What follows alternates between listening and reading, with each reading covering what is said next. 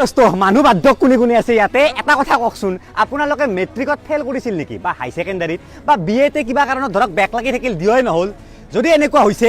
ঘৰত বহি বহি আপুনি এতিয়া আৰু পাছ কৰিব পাৰিব মেট্ৰিক হাই সেকেন্ডাৰী বিএ এমএসসি যি কৰে আৰু তাৰ কাৰণে এয়া চাওক ইংলিছ এডুকেশ্যন একাডেমি বুলি ইয়াৰ এটা অপেন এখন কলেজ আছে এইটো ছিকিম ইউনিভাৰ্চিটিৰ আণ্ডাৰত হয় এইটো ইয়াত আপোনালোকে গোটেইখিনি পাছ কৰিব পাৰিব তো বলক ওপৰলৈকে যাওঁ যাৰ একচুৱেলি সময় নাই কলেজত অহা বা পঢ়াটো ইম্পৰ্টেণ্ট মানে চাৰ্টিফিকেটখন তেওঁলোকৰ কাৰণে বেষ্ট ইনষ্টিটিউট আৰু এই ইংলিছ এডুকেশ্যন একাডেমি চেণ্টাৰ গোটেই অসমতে 20টা আছে আৰু লাহে লাহে বাঢ়ি গৈ আছে ইয়াৰ পৰা ডিগ্ৰী লৈ আপোনালোকে যিকোনো চাকৰিত এপ্লাই কৰিব পাৰিব এইটো আপুনি সেৱায়ো এইটো একচেপ্ট কৰে বা চেণ্ট্ৰেল গভৰ্ণমেণ্টৰ সেও একচেপ্ট কৰে আৰু CBSEও একচেপ্ট কৰে আৰু এইখন অপেন একাডেমিৰ সবচে ভাল লগা কথাটো এইটোৱে যে কিছুমান অপেন অলপ আছে য'ত আমি কলেজত যাব নালাগে কিন্তু পৰীক্ষা দিবলৈ কাৰণে কলেজত যাব লাগে কিন্তু ইয়াত মানে পৰীক্ষাও আপোনালোকে ঘৰত বহি দিব পাৰিব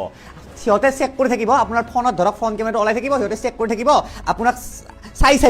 থাকিব আপুনি এনেকৈ দিব পাৰে মানে ধুনীয়াকৈ তো বহুত সুবিধা হৈছে কিছুমান মানুহে চাকৰিৰ প্ৰমোশ্যন নাপায় এটা ডিগ্ৰী নথকাৰ কাৰণে তেওঁলোকে চাকৰিও কৰি থাকিলে আৰু অপেনত এইটো পঢ়ি ঘৰতে পৰীক্ষা দি পাছ কৰিলে বা কিছুমানে এনে পঢ়িবৰ মন ন যে ধৰক